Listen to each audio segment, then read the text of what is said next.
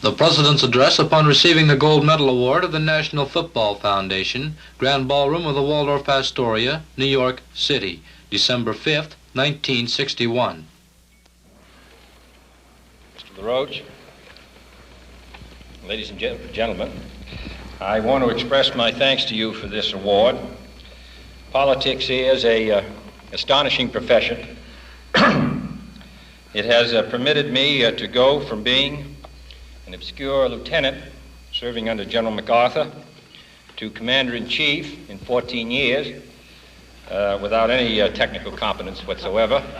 And it's also enabled me to go from being an obscure member of the junior varsity at Harvard to being an honorary member of the Football Hall of Fame, so that those of you who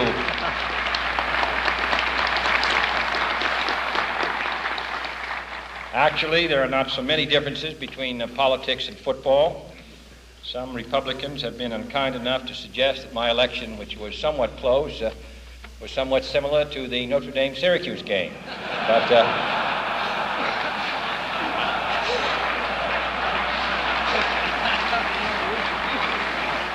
But I'm like Notre Dame. We just take it as it comes, and we're not giving it back.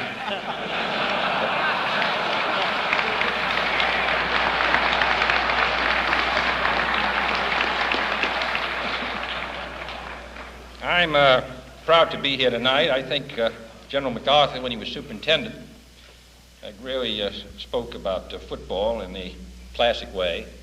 And because on so many occasions in war and peace, I have seen so many men who participated in this sport, some celebrated and some obscure, who did demonstrate that the seeds had been well sown. I'm delighted to be here tonight and participating with you. This is a great American game. It has given me personally some of the most pleasant moments of my life, from last Saturday when I had a chance to see the Army-Navy game to a Harvard-Yale game I saw 40 years before. And I'm also glad to be here tonight with some men who also gave me some of the most exciting moments of my life. Clint Frank, who I understand is sitting there, who I saw score 5 touchdowns against Princeton.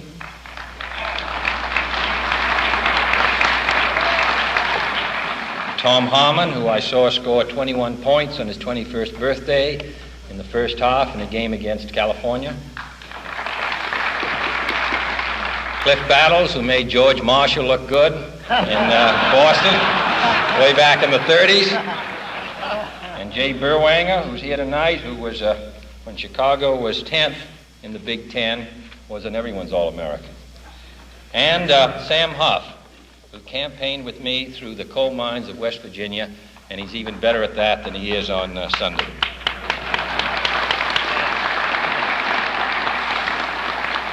So I'm like a good many other Americans who never quite made it, but love it. I do see a close relationship between sports and our national life, and I sometimes wonder whether those of us who love sports have done as much as we should in maintaining sports as a constructive part of this country's existence. I will not enter into a debate about whether football or baseball is our national sport. The sad fact is that it looks as more and more as if our national sport is not playing at all, but watching. We have become more and more not a nation of athletes, but a nation of spectators. Professional athletes and professional athletics, I believe, has a great place in our national life. But I must confess that I view the growing emphasis on professionalism and specialization in amateur sports without great enthusiasm. Gibbons wrote 2 centuries ago that professionalism in amateur sports was one of the early evidences of the decline and fall of the Roman Empire. Football today is far too much a sport for the few who can play it well.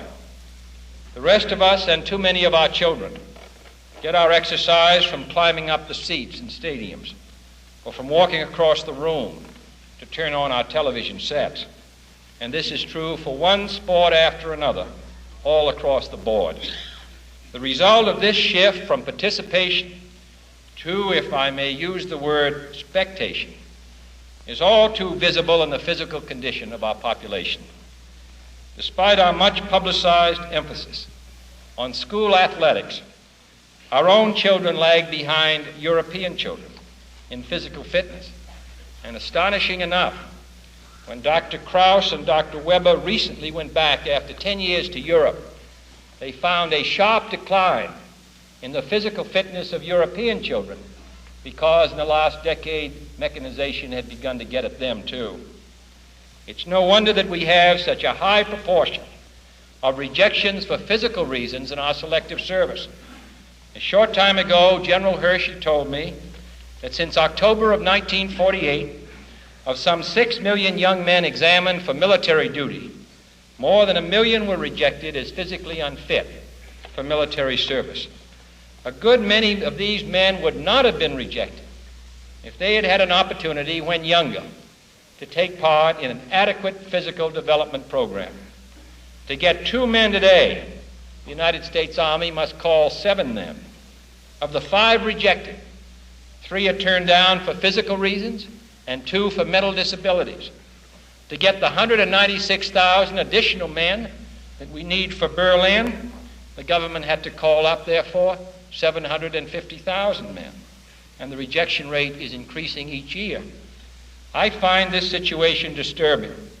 We are under-exercised as a nation. We look instead of play. We ride instead of walk.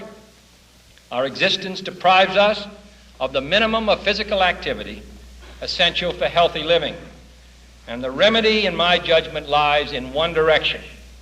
That is, in developing programs for broad participation in exercise by all of our young men and women, all of our boys and girls. I do not say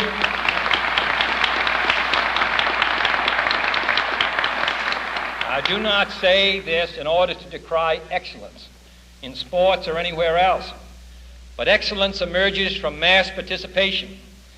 This is shown by the fact that in some areas of our Olympic Games, we have steadily fallen behind those nations who have stressed broad participation in a great variety of sports.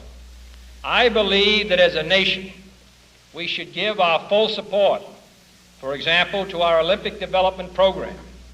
We will not subsidize our athletes, as some nations do, but we should, as a country, set a goal, not in the way the Soviet Union or the Chinese do, but in the kind of way that Australia and other countries, perhaps in our own way, to emphasize this most important part of life, the opportunity to exercise, to participate in physical activity, and generally to produce a standard of excellence for our country, which will enable our athletes to win the Olympics, but more importantly than that, which will give us a nation of vigorous men and women. There are more important goals than winning contests, and that is to improve on a broad level the health and vitality of all of our people. We have begun this year to make progress towards this goal with the new President's Council on Youth Fitness. The idea behind our youth fitness program is to give as many American boys and girls as possible a chance for a healthy physical development. Coach Bud Wilkinson, who shook off the Washington after losing his first 5 games and finally got out of our atmosphere, and then went on to win his next 5, and the council staff, in cooperation with the nation's leading educators and medical organizations, have worked out a basic physical fitness program for our elementary and secondary schools. Pilot projects have been set up in a number of cities. The results so far show the effectiveness of what can be done and the extent of the need. In Muskogee, Oklahoma, for example, a city which prides itself on athletic achievement, which has had 7 All-Americans in recent years, 47% of the students failed a minimum physical fitness test. Only a fraction of those who qualified could pass the more comprehensive test of physical capability. Yet only 6 weeks of participation in a daily 15-minute program of vigorous exercise brought about a 24% improvement among those who failed the first test. Throughout this country, we have found equally discouraging examples of deficiency and equally encouraging examples of progress. I hope that every school district in this country will adopt our minimum program. I urge every parent to support the program and his own child's participation in it. I urge our colleges and universities to lay down basic standards of physical fitness. I urge the nation's community recreation centers to provide more opportunity for those who are no longer attending school. And finally, I urge organizations such as this, with all of the prestige and influence which you bring to American life, to help establish more programs for participation by American boys and girls, by Americans young and old. In short, what we must do is literally change the physical habits of millions of Americans, and that is far more difficult than changing their taste, their fashions, or even their politics. I do not suggest that physical development is the central object of life, or that we should permit cultural and intellectual values to be diminished, but I do suggest that physical health and vitality constitute an essential element of a vigorous American community. No one knew this better than the men of Greece, to whom our civilization owes so much. The Greeks sought excellence, not only in philosophy and drama and sculpture and architecture, but in athletics. The same people who produced the poetry of Homer, the wisdom of Plato and Aristotle, they also produced the Olympic Games. The Greeks understood that mind and body must develop in harmonious proportion to produce a creative intelligence. And so did the most brilliant intelligence of our earliest days, Thomas Jefferson, when he said, not less than 2 hours a day should be devoted to exercise. If the man who wrote the Declaration of Independence was Secretary of State and twice President could give it 2 hours, our children can give it 10 or 15 minutes.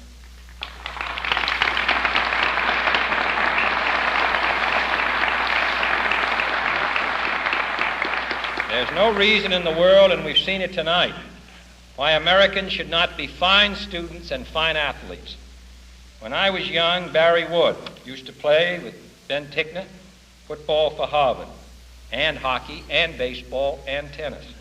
He was 10-letter man and also the first marshal of Phi Beta Kappa. And since then, he has combined a life of leadership in the medical profession. I have in Washington, as you know, and who's a friend of many of you, the Deputy Attorney General, Byron White, who was simultaneously a Rhodes Scholar and a halfback for the Detroit Lions. And the year that he led the league in ground gain rushing, he was also #1 man in his class at the Yale Law School. We can combine and must combine intellectual energy and physical vitality. Theodore Roosevelt once said, the credit belongs to the man who is actually in the arena, whose face is marred by dust and sweat and blood, who knows the great enthusiasms, the great devotions, and spends himself in a worthy cause, who at best, if he wins, knows the thrills of high achievement, and if he fails, at least fails while daring greatly, so that his place shall never be with those cold and timid souls who know neither victory nor defeat. The athletes in this room, you gentlemen, and your colleagues across this country have known victory and defeat and have accepted both. I salute you.